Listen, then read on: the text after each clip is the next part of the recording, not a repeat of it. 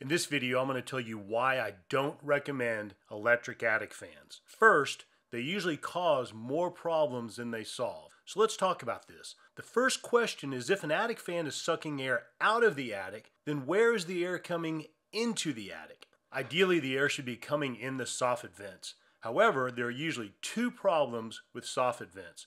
First, the holes behind the grill are usually cut too small. And second, over time the vents get clogged. It's kind of like the lint trap on your clothes dryer. It will get clogged, and most people have never cleaned their soffit vents.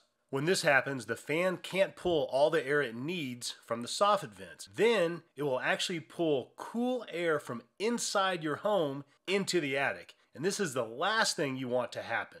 Finally, with the constricted soffit vents, this creates static pressure or drag on the fans, and eventually the motors will burn out. I've talked to many people who have replaced multiple fan motors and never cleaned their soffit vents. So if you're thinking about installing an electric attic fan, don't do it. Use wind turbines instead. What most people don't realize is that two 14-inch wind turbines will normally pull as much air as an electric attic fan. They don't cost money in electricity to work, and they don't suck air hard enough to pull air out of the home. And if the soffit vents get clogged or dirty, the wind turbines just slow down turning. Here's an even better solution if you are trying to cool down your attic. Simply install AtticFoil inside your attic. It's like instant shade or a cloudy day for your roof. It's far more effective than adding ventilation. It's like parking your car under a tree compared to cracking the windows. AtticFoil is a proven do-it-yourself product since 2006, with hundreds of millions of square feet installed. For more information, visit AtticFoil.com and be sure to read some of the reviews from over 2,000 happy customers.